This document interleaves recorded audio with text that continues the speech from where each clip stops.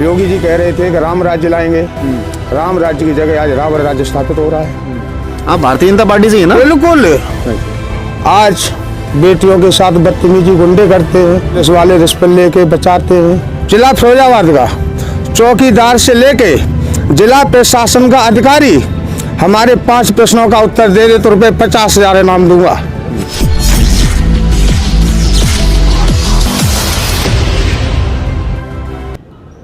नमस्कार दोस्तों, मैं राहुल कमल और आप देख रहे हैं पांचवा स्तंभ। क्या हाल है फिरोज़ाबाद? आज इस ही कड़ी का पहला कार्यक्रम करने के लिए हम लेबर कॉलोनी के दीनदयाल उपाध्याय पार्क में मौजूद हैं। हमारे साथ बातचीत करने के लिए कुछ लोगों ने वक्त निकाला है जो अलग अलग पार्टी के समर्थक हैं, जिसमें सबसे पहले मैं परिचय कराऊंगा आम आदमी पार्टी से एडवोकेट ललित यादव जी। सही कह रहा हूँ मैं? जी। और आपका नाम? विनय यादव, जिला मीडिया प्रभारी आम आदमी पार्टी। अच्छा जी। रात में आपसे आप ही से बात हुई थी। जी। और समाजवादी पार्टी का पक्ष रखने के लिए हमारे साथ मौजूद हैं आमिरुल हसन। स्वागत है आपका। मैं आमिर हसन, महानगर अध्यक्ष अल्पसंख्यक सभा समाजवादी पार्टी। जी। और कांग्रेस पार्टी से पक्ष रखने के लिए हमारे साथ मौजूद हैं आमिर अली जी। बहुत बहुत स्वागत है आपका। बहुत बहुत शुक्रिया आपको जी। ये और इसमें आप लोग कहेंगे कि भारतीय जनता पार्टी का पक्षधर कोई मौजूद नहीं है।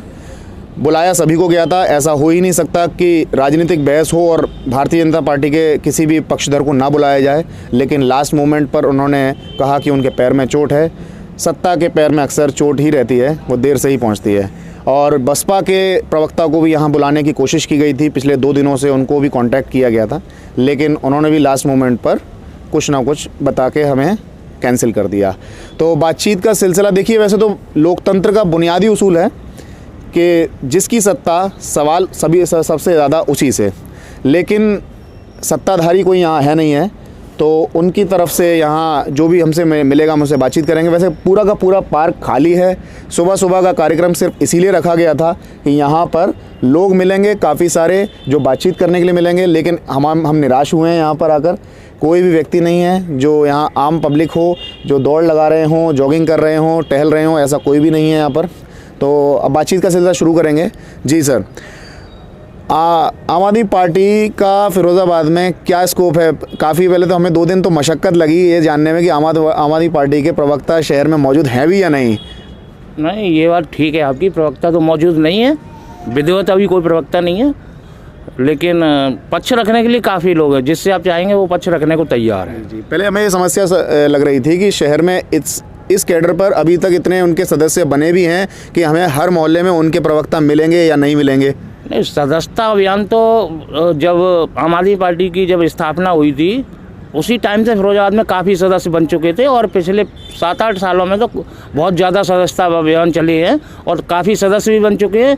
इसके अलावा अभी करीब 1 माह पूर्व हम लोगों ने जो बिजली गारंटी योजना है उसके तमाम कार्ड भी बनाए थे, जिसमें करीब 1-1.25 लाख लोग जुड़े थे हमारी पार्टी से। और आगे आने वाले टाइम में हम एक गारंटी कार्ड योजना रोजगार से संबंधित भी लाने जा रहे हैं, तो उसके माध्यम से भी करीब 1-2 लाख लोग जुड़ेंगे हमसे, और प्रयासरत हैं कि आगे भी काफ़ी लोग जुड़े। तो कहाँ खड़ी है आम आदमी पार्टी इस वक्त उत्तर प्रदेश के इस महामुकाबले में? फिलहाल तो ऐसा लगता है कि हम लोग पैर जमा रहे हैं और हो सकता है कि सत्ता के करीब भी पहुंच जाएं। केजरीवाल जी तो अपने पंजाब में व्यस्त हैं, उत्तर प्रदेश में कब आ रहे हैं? उत्तर प्रदेश में 3 तारीख से आ रहे हैं। 3 तारीख को जो है 2 जनवरी को उनकी लखनऊ में एक बहुत महारैली है। जी। बहुत बड़े लेवल पर, और चुनावी अभियान भी। अकेले ही लड़ेंगे चुनाव उत्तर प्रदेश का? चुनाव अकेले ही लड़ेंगे। अच्छा। चलिए, आपके जिन सहयोगी दल से जिनसे आप कोशिश कर रहे थे गठबंधन बैठाने की, अब उनसे बातचीत करेंगे। समाजवादी पार्टी से हमारे साथ आमिर हसन मौजूद हैं। जी बताइए, आप सबसे बड़े कंटेंडर बन के उभर रहे हैं उत्तर प्रदेश में, क्या हालात हैं, क्या होने जा रहा है उत्तर प्रदेश में? उत्तर प्रदेश में माननीय श्री अखिलेश यादव मुख्यमंत्री बनने जा रहे हैं, और छोटी बड़ी पार्टियां सब साथ उनके आ रही हैं, और विकास के मुद्दे पे काम होगा, ना हिंदुत्व के ना मुस्लिम पे, सिर्फ विकास पे समाजवादी पार्टी की सरकार बनने जा रही है। जी। तो कल आपका गठबंधन हुआ है, ऐसी सूचना ऑफिशियल हैंडल से दी गई है अखिलेश यादव से कि प्रगतिशील समाजवादी पार्टी यानी चाचा जी से गठबंधन हो गया है। किस तरह का गठबंधन है? कितनी सीटों का भी वितरण हो गया है? ये हमारी जानकारी में नहीं है। कुल मिला के चाचा और भतीजे दोनों साथ आ रहे हैं। इससे एक मजबूत पार्टी उभर के उतर रही है, समाजवादी पार्टी। गठबंधन ही क्यों, विलय क्यों नहीं करा लिया? चाचा जी को अच्छे से मना लेते। ये तो अंदर की बात है, और कुल मिला के ये दोनों एक ही हैं। बस थोड़ी रूटे हुए थे, आज वो मन गए और फिर दोनों मिलकर काम करेंगे। और समाजवादी पार्टी ये मुख्यमंत्री अखिलेश यादव बनने जा रहे हैं जी। तो कितनी सीटें आ रही है लगभग, क्या लग रहा है? 300 पार है। 300 पार। भारतीय जनता पार्टी का भी क्लेम है कि वो भी 300 पार लेके आ रही है। भारतीय जनता पार्टी किस मुद्दे पे आएगी? पेट्रोल आप देख रहे हो 100 पार कर गया। घर के तेल देख लो, आज 200 पार है। किस मुद्दे पे आएगी? विकास कहीं है नहीं है। रोड बहुत काम किया हमने। अच्छा, तो एक काम दिखाओ हमें। आप रोड देख लो, कितने काफ़ी लोग परेशान हैं। अगर वो रोड देखेंगे, गड्ढे दिखाई देंगे, उन्हें रोड नहीं दिखाई देंगे। और यहाँ की मेयर आप देख लो, स्वच्छ भारत के नाम से मिशन चल रहा था, उसमें मिशन में काफ़ी फेल हो चुकी हैं वो। एक रोड दिखा दो तो मुझे उनका। टेंडर पास हो रहे हैं, रोड नहीं बन रहे। टेंडरों में पास हो गए, पटिया लग गई है, मगर रोड नहीं बने उस जगह पे। चलिए, 1 वर्ष बाद तो उनका भी चुनाव है, उनको भी परीक्षा देनी है। 1 वर्ष बाद उन्होंने कितना काम किया है। पार्क में खड़े उसकी भी तो कुछ बताओ। हाँ, मैं लेबर कॉलोनी के बारे में पूछ रहा हूँ। लेबर कॉलोनी में जो आप बता रहे हैं रोड की समस्या है, लेबर कॉलोनी में दिक्कत है क्या? लेबर कॉलोनी में दिक्कत है। आप पार्क देख लीजिए, चाबियाँ समझ में नहीं आ रही किन किन के पास हैं। लॉक लगा हुए, हम तो ऊपर से आए हैं। कायदे में पार्क जो होता है सभी लोगों का होता है, उसमें कोई भेदभाव नहीं होता। हम जो पार्क के अंदर हमने जो एंट्री करी है वो कूद के करी है। मेरा फ़ोन बज रहा है। कूद के एंट्री करी है, तो जितने भी मेरे भाई आए हैं सब कूद के ही आए हैं। कहने को गेट कोई खुला नहीं है। चाबी किसके पास है जी हमें नहीं मालूम। पार्क के जो मेन लोग हैं उनके पास चाबी रहती है, और कहने को सभी का उसमें वो रहता है। लेबर कॉलोनी के ये कह रहे हैं भारतीय जनता पार्टी के जो नेता और उनके समर्थक लोग हैं उन्हीं के पास इसकी चाबी रहती है। उन्हीं के पास इनकी चाबी है। और एक पार्क ये भी है और एक पार्क आगे भी है। पार्क तो सरकारी है। हाँ, सरकारी है, मगर चाबी उनके पास है। भाई सरकारी है तो चाबी उनके पास। अगर कोई बात कहते हैं तो बीजेपी के बताए जाते हैं कि हम भाई, मतलब पार्क का भी राजनीतिकरण हो गया है। चलिए, अब अगले मेहमान से बात करते हैं जी। कांग्रेस पार्टी से हमारे साथ आमिर अली जी हैं। जी आमिर जी, ये सारे जो एलिगेशन आरोप लगा रहे हैं सत्ताधारी दल के खिलाफ, ये सही हैं? बिल्कुल सही है। देखिए, जिस तरह से उत्तर प्रदेश के अंदर जो माहौल क्रिएट किया जा रहा है, हिंदू मुस्लिम की राजनीति को बढ़ावा दिया जा रहा है, जबकि हमारे उत्तर प्रदेश के अंदर हमेशा विकास की बात होती थी और उत्तर प्रदेश की प्रगति की बात होती थी, उत्तर प्रदेश के स्ट्रक्चर की बात होती थी, जहाँ आज धर्म पर और जात को छोड़कर एक राजनीतिक अगर नज़रिया देखा जाए भारतीय जनता पार्टी का, तो वो सिर्फ एक धर्म विशेष के लिए है। बाकी जो है उत्तर प्रदेश का नौजवान परेशान है, किसान परेशान है और महिलाएं परेशान हैं। जिस तरह से महिला अपराध के मामले बढ़ रहे हैं, उससे ये लगता है कि उत्तर प्रदेश की सरकार सिर्फ जो है नाम बदलने में, और उत्तर प्रदेश के जो मुख्यमंत्री हैं अब्बाजान, जिन्ना, भाईजान, ऐसे जुमलों के साथ उनकी शुरुआत होती है उनके भाषण की, तो आप उनसे क्या उम्मीद लगा सकते हो कि विकास की क्या परिस्थितियाँ आप पूरे उत्तर प्रदेश में देख रहे हैं। विकास के नाम पर जो मॉडल इन्होंने तैयार किया था वो पूरी तरीके से फेल हो चुका है।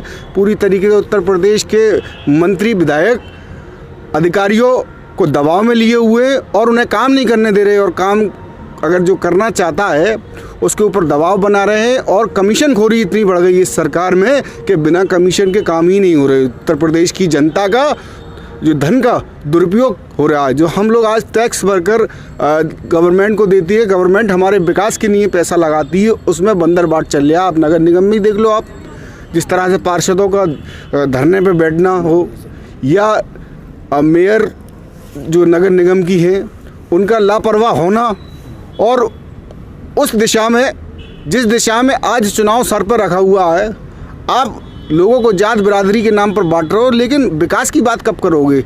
आप कब बात करोगे बिजली सस्ती करने की? आप कब बात करोगे अच्छी शिक्षा देने की? आप कब बात करोगे अच्छे स्वास्थ्य देने की? जिस तरह से सिर्फ ये जुमलेबाजी से सरकार नहीं चलेगी। देखिए आमिर जी, एक बात मैं जब यहाँ आ रहा था तो शहर फिरोज़ाबाद में इस वक्त अगर कहीं बैनर दिखाई दे रहे हैं, या तो सत्ताधारी दल के दिखाई दे रहे हैं या कांग्रेस पार्टी के दिखाई दे रहे हैं। सत्ताधारी दल ने जो बैनर लगाए हैं वो आप सभी ने देखे होंगे, जिसमें उन्होंने फ़र्क साफ है करके कुछ बैनर बनाए हैं, पहले की तस्वीर और अब की तस्वीर, इस तरीके से जो गठजोड़ बैठाया है। कांग्रेस पार्टी ने जो अपने मैनिफेस्टो के बैनर्स लगवाए हैं, तो इतने बड़े बड़े जो मैनिफेस्टो जो तैयार कर दिया, उतने भारी भारी जो उसमें घोषित कर दिए हैं कि ये चुनाव अगर हम जीते तो ये करेंगे वो करेंगे। तो मेरा एक समर्थक से बातचीत चल रही थी भारतीय जनता पार्टी का, उनका ये कहना था कि कांग्रेस पार्टी ने अपने किसी भी एक भी राज्य में ऐसी कोई भी योजना नहीं चला रखी, तो उत्तर प्रदेश में वो ऐसा कैसे कर पाएंगे? क्या मुमकिन हो पाएगा ये 10,000 रुपये महीना, 10 लाख रुपए तक का इलाज, फ्री बस यात्रा? बिल्कुल होगा, बिल्कुल मुमकिन होगा। जो प्रियंका जी कहती हैं वो करती हैं। उन्होंने लखीमपुर के अंदर किसानों के ऊपर गाड़ी चढ़ाई भारतीय जनता पार्टी के जो एक मंत्री के बेटे ने। उसके बाद प्रियंका जी ने कहा कि हम उनके घर जाएंगे। पुलिस की तमाम रोकथाम के बाद भी प्रियंका जी को गिरफ्तार कर लिया। उसके बाद भी पीड़ित परिवार से मिली और उनको मुआवजे की घोषणा की। उन्होंने 1 करोड़ रुपया मुआवजा देने का काम किया। 50 लाख रुपए जो है पंजाब के सीएम ने और 50 लाख रुपए छत्तीसगढ़ के सीएम ने उनको मदद पहुंचाई। अब रही बात जो घोषणाओं की, देखिए आज जो ज़रूरत है, आम ज़रूरत है, जैसे स्कूल में अगर छात्रा पढ़ती है उसके पास स्मार्टफोन होना, जिससे हाई स्कूल की बच्ची करीब 16-17 साल की हो जाती है, जवानी की दहलीज पर होती है। और तमाम उत्तर प्रदेश के अंदर जिस तरह से कानून व्यवस्था ख़राब है, भेड़िए घूम रहे हैं, जिस तरह से बच्चियों के साथ रेप केसेस हो रहे हैं, उसको देखते हुए उत्तर प्रदेश के अंदर प्रियंका जी ने ये घोषणा की है कि अगर हमारी सरकार बनती है तो हम महिलाओं को, जो बच्चियां पढ़ने वाली है हाई स्कूल और इंटर करेंगी, उनको स्मार्टफोन, और जो बीए करेंगी उनको टैबलेट और स्कूटी देने का काम करेंगे, जिससे कि कनेक्टिविटी जो परिवार की और उस बेटी की जो घर से निकली है बनी रहे। ये कोशिश की गई है। आप सत्ताधारी दल पे एलिगेशन लगा रहे हैं, वो तो कह रहे हैं कि सारे गुंडे अपराधी हमने सब साफ कर दिए, कब कुछ रहा नहीं उत्तर प्रदेश में। अभी एक इंस्पेक्टर थाना प्रभारी रहे यहाँ पर देवेंद्र सिंह जी, उनका एक फेसबुक पर उन्होंने लिखा, और वही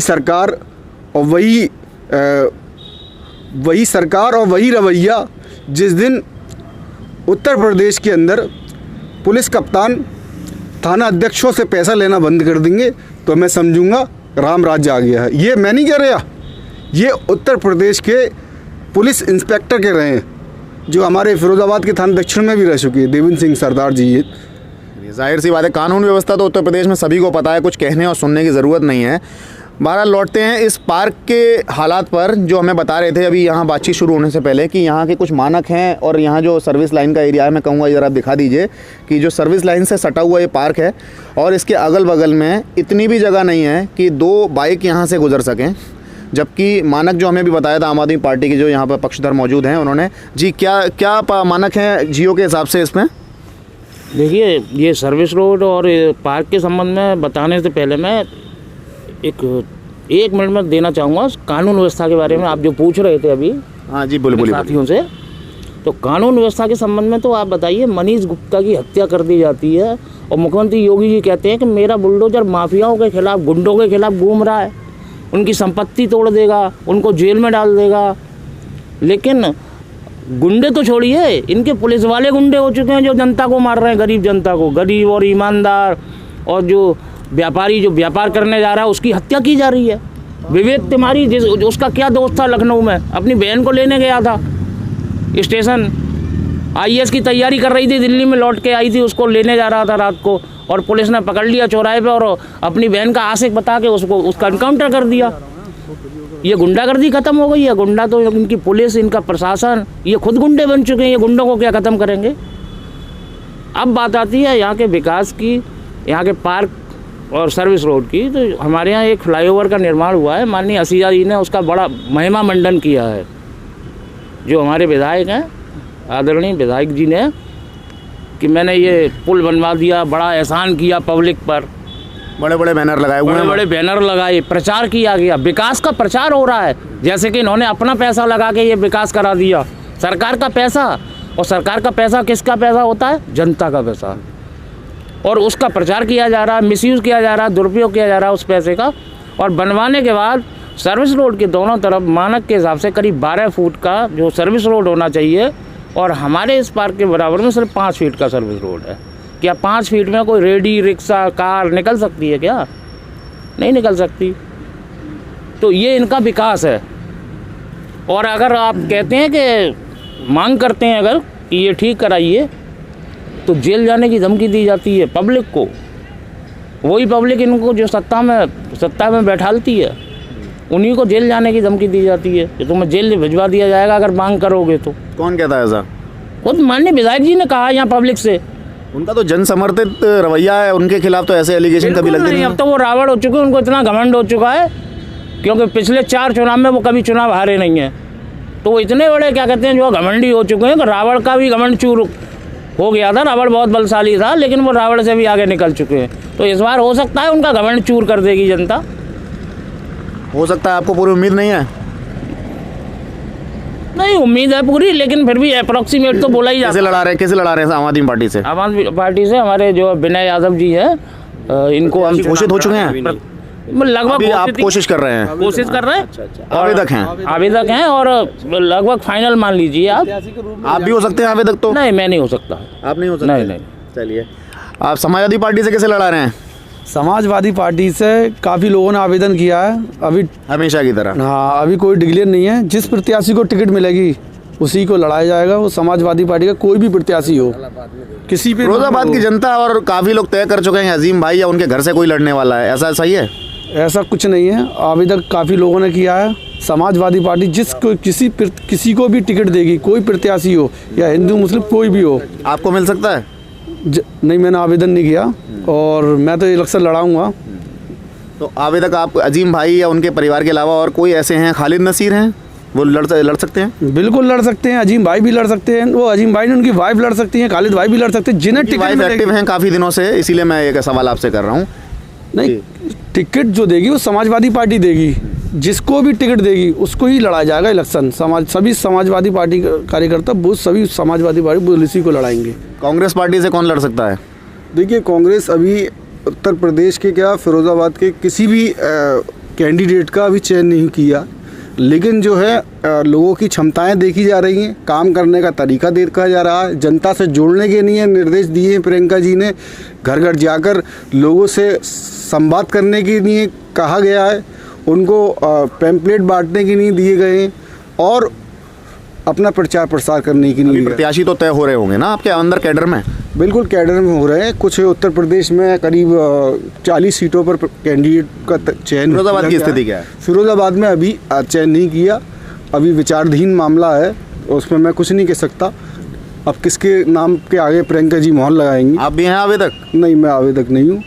बाकी जो भी आएगा कांग्रेस से वो हमारे सराखों पर होगा, उसको पूरी तैयारी के साथ, दमखम के साथ, तन मन धन से लड़ाया जाएगा। चलिए, ये थी हमारी आज की यहाँ बातचीत। ये बातचीत और रोचक हो सकती थी अगर यहाँ भारतीय जनता पार्टी का कोई पक्ष रखता। लेबर कॉलोनी के जी, बोलिए, क्या नाम है आपका? मेरा नाम इंद्रेश कुमार है। मिंतेश कुमार? इंद्रेश कुमार, मोहल्ला हिमायूपुर। अच्छा। और भाजपा से महानगर उपाध्यक्ष भी हूँ। अच्छा, अरे जी, भारतीय जनता पार्टी के मिल गए यहाँ पर, ये हमें बातचीत करते करते। अच्छा जी, बताइए, आप ही का इंतजार था? हाँ जी, मैं इसीलिए रुका हुआ था। मुझे कुछ बोलने के खिलाफ इतने सारे गुस्सा क्यों इतने लोग? नहीं, वो सही है। योगी जी कह रहे थे कि राम राज्य लाएंगे, राम राज्य की जगह आज रावण राज्य स्थापित हो रहा है। पुलिस वाले, आप भारतीय जनता पार्टी से है ना? बिल्कुल। आज बेटियों के साथ बदतमीजी गुंडे करते हैं, पुलिस वाले रिश्वत लेके बचाते हैं, कहते हैं बेटी बचाओ बेटी पढ़ाओ। ये नारा उनको बंद कर देना चाहिए। इस नारे को लाना चाहिए कि बेटी बचाओ, अधिकारियों पे अपमानित कराओ। ठीक है। दूसरी बात, खुली आज लूट हो रही है। हमारे जिला फिरोजाबाद का चौकीदार से लेके जिला प्रशासन का अधिकारी हमारे 5 प्रश्नों का उत्तर दे दे तो रुपये 50,000 इनाम दूंगा। अगर बताइए, 5 प्रश्न पूछिए आज आप। आज मैंने ITI दे रखी है, 2 महीने हो गए, जवाब नहीं दे पा रहे हैं। विद्युत विभाग ने DM। आप तो सत्ताधारी दल के पार्टी के बिल्कुल पदधारी हैं। जब यानी आम जनता के पास शोषण हो रहा है, कहने वाला कोई नहीं है, मजदूर आदमी है। नगर मजिस्ट्रेट कहता है कि अगर कोई बात की तो ये प्रार्थना पत्र वापस लो, अगर नहीं वापस लोगे तो मैं जेल भेज दूंगा। इसकी भी रिपोर्ट मैंने 2 बार DM से की। DM ने सब कबाड़ खाने में डाल दिए कागज। आज तक DM भी यहाँ का सुनने वाला, जो कि यानी जिले का मेन आदमी है, जिले का राजा है, राजा होकर भी अन्याय हो रहा है जनता के साथ में। इसलिए मिले हुए हैं। यानी भ्रष्टाचार चल रहा है, रिश्वतखोरी चल रही है। आज ये लोकतंत्र है, बिक रहा है। अपनी पार्टी में अंदर सवाल नहीं उठाते? आप कौन से पद पर बता रहे थे? मैं तो यानी अरे पहले पद का नाम बताइए। महानगर उपाध्यक्ष अभी हैं या थे? थे और हैं भी। हैं तो फिर सामाजिक न्याय आप मोर्चा से इतना जोर शोर से अपने खिलाफ बोल रहे हैं। जी जी, यहाँ का विधायक जी विधायक बिक चुके हैं, यानी आवाज़ किन से उठाएं? विधायक जैसे तो बिक चुके हैं, विधायक जैसे तो सुन नहीं रहे हैं, तो आवाज़ किन से उठाई जाए? आप बताइए मुझे। तो आप पार्टी में फिर अभी कर क्या रहे हैं? नहीं, अब तो मैं तो यानी हट रहा हूँ। अच्छा, मुझे कोई पत्र नहीं दिया अभी तक आपने? कोई त्यागपत्र नहीं, त्यागपत्र का आएगा जब हमारे हो सकता है ये देख करके आपको खुद ही पार्टी से निकाल दिया जाए फिर? को मैं तो निकलने को तैयार हूँ। मैं तो यानी इससे अच्छी सपा बढ़ी जाती, बसपा बढ़ी जाती। आज जो सपा बसपा में नहीं हुआ, जो आज भाजपा सरकार में हो रहा है, खुलेआम जनता के साथ शोषण हो रहा है। तो आप यानी कि अभी यानी ये घोषणा कर रहे हैं कि यहाँ से छोड़कर आप सीधे सपा या बसपा किसी भी राजनीतिक दल में जाने वाले मेरा हैं? सपा ही मान लो आप। मेरा सपा, मैं बसपा का भाजपा का समर्थक नहीं हूँ। मैं सपा का दे सकता हूँ साथ, आम आदमी का दे सकता हूँ, बसपा का दे सकता हूँ। मुझे जो अच्छा लगेगा सो मैं उसका साथ दे सकता हूँ। चलिए, और इसके लिए मैंने 3 बार निवेदन भी किया कि आप हमारी समस्या को समाधान करिए। अगर नहीं करते हैं तो मैं लखनऊ विधानसभा के सामने धरना देने को मजबूर हो जाऊंगा।